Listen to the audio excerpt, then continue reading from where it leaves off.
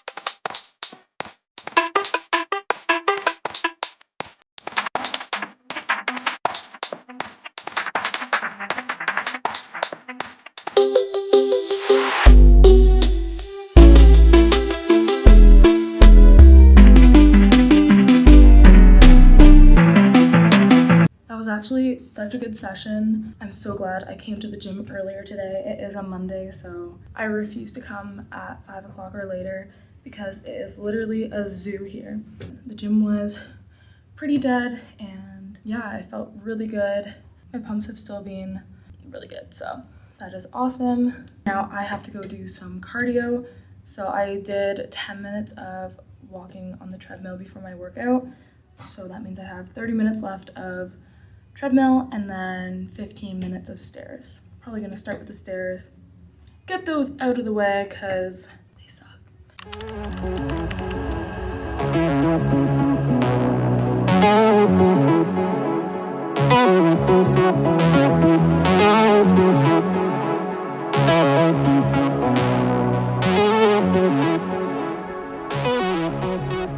Today is Tuesday, March 4th, 7:40 in the morning there. Whew, it's actually starting to rain right now, and it's just so gray and gloomy outside, but we have some cardio to get done. I'm just gonna do 45 minutes of walking, and then I have 15 minutes of stairs to do. I weighed in at a new low this morning, 127.1. My stage weight probably won't get below 120, which is actually pretty good, so I'm happy about that. Yeah, everything is starting to come together, that's for sure. Shoulders are looking so much rounder. I'm now doing lateral raises 3 times a week, so that just shows don't skip out on lateral raises. You don't need to be doing all these complicated, different kind of pressing movements. Do a dumbbell shoulder press or a machine. Do your lateral raises, spam those, and then do a rear delt exercise or 2. That's all you need.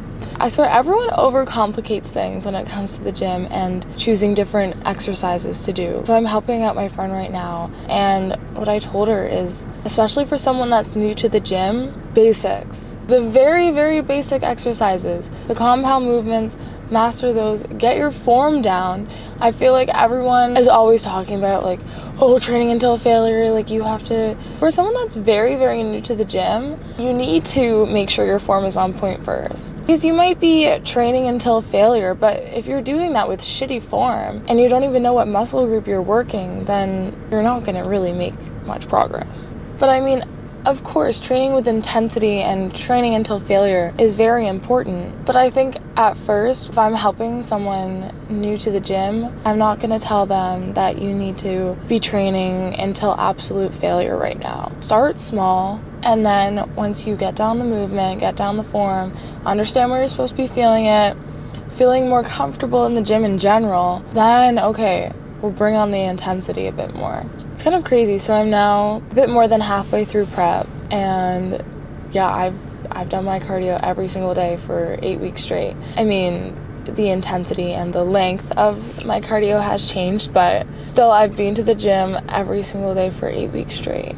I've been asked like, oh, how do you go to the gym twice a day and cardio for an hour? Oh my God. What I like to do is distract myself with something that I like to do. I love like reading a book or listening to a podcast. I feel like, especially podcasts, because then you're already listening to something that is motivating you or making you feel good, and it makes you want to get your cardio done. So I highly, highly, highly recommend listening to podcasts. And my favorite one that I've been listening to right now is the Mel Robbins podcast. Very popular.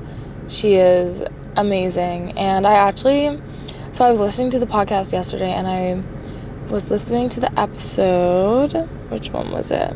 3 questions that determine who you really are. Everyone needs to listen to that podcast. But I'm going to share a couple of the questions that she talks about in the podcast, because I think if you are in a rut and if you feel kind of stuck and unsure about kind of what you're doing or your purpose, I think you should ask yourself these questions. Like me personally, like about a year ago, I felt like I was so stuck. Like I didn't know my purpose. I didn't know what I was doing, and I wish I asked myself these questions. Anyway, let me just share the questions. How about, if I put myself at the age of 80, what am I going to think about this decision then? Because that's the thing, we're all going to get old at some point, you know? You only get to live this life once. So that's why I think, like, go do what you want to do. Go do that project, or go travel, or go do whatever the fuck you want to do, because you're not going to regret the things that you really wanted to try. And, and I think we're all scared to fail, but you won't regret failure at the end of the day. You're going to regret not trying. That is my biggest fear, is laying on my deathbed and being like, fuck, I wish I tried to pursue YouTube, or I wish I tried to start, personal training, or whatever it is. I feel like right now, especially in our 20s, is the time to find what you want.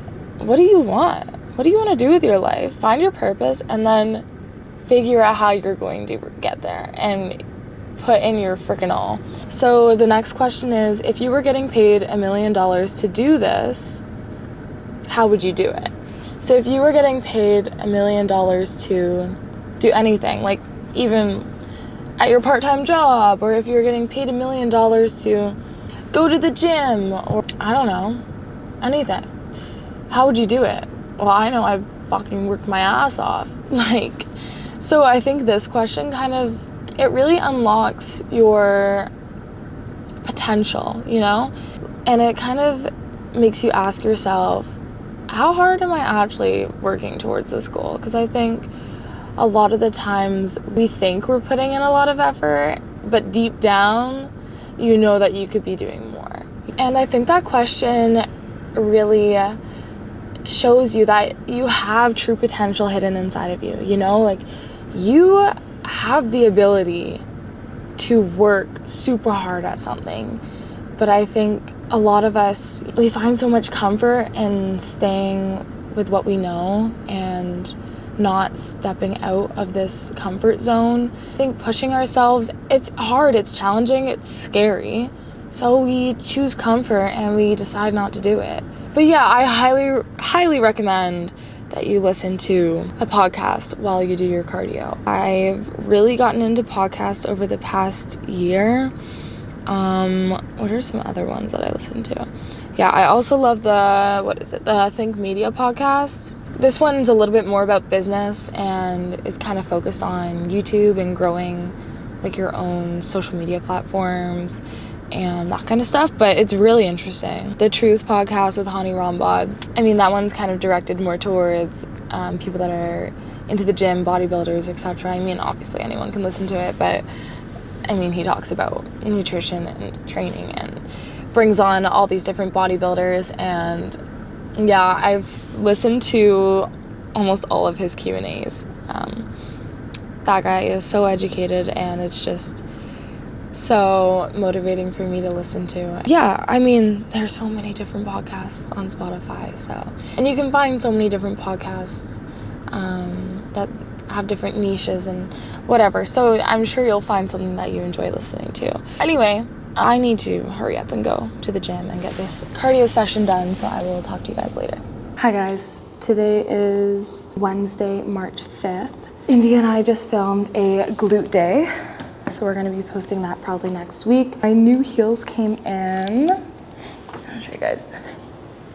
They are absolutely beautiful. They are bedazzled to the max. Yeah, not gonna lie, I haven't done much posing in the past week and a half, just because my heels did break. So I'm a little bit stressed about that, not gonna lie. So I gotta start practicing my posing every single day from here on out. So I'm gonna do a little bit of posing now, and today I actually get a refeed, so that is really exciting. A couple days ago, I thought I was gonna be getting less food and I thought cardio was gonna be upped, but I was wrong. I actually got a refeed, so that's exciting. I am definitely ahead of schedule right now, so my coach was saying that we just want to make sure that we don't ruin my metabolism, because come show day, when we're pumping my body full of glycogen, we don't want my metabolism to be shot, and we don't want me getting bloated and inflamed, The thing is, I already went into the prep pretty lean because honestly, I didn't even know I was going to be competing. It was a very last minute decision. My friend really convinced me to do it, so that is why I didn't really have a true off season, which kind of sucks, but you know what, I'm not mad about it, because it's probably good to be a little bit ahead of schedule, especially for my first show, because I know I'm going to be conditioned enough, so that is good. Anyway, let's do some posing. I also got a shorter heel, so instead of a 5-inch heel, I have a 4.5. And I'm so glad I decided to do that. It's just a lot easier to walk in, and I feel like I'll be able to hit my poses better, but again, I feel a little bit rusty, not gonna lie, and I do have to break the shoes in a bit, so yeah, let's see how this goes.